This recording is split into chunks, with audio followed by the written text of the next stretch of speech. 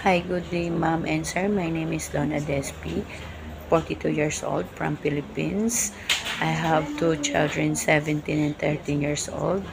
I finished my college as Bachelor of Science in Office Administration, major in Management. I have work experience in Singapore,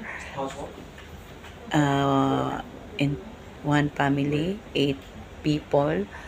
My main duties is to take care newborn baby, taking care the 3 years old, maintain the cleanliness of the house, taking care the dog, washing car,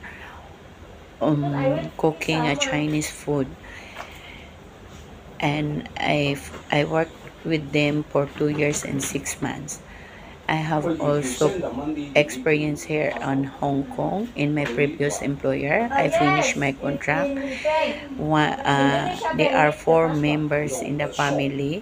My main duty is to take care newborn baby and the 3 years old, maintain the cleanliness of the house, and cooking Chinese food and washing the car. And my current employer, I they are three member of the family, 1 year old baby, and one couple. My main duty is to taking care the baby, maintain the cleanliness of the house, cooking Chinese food, and do the marketing.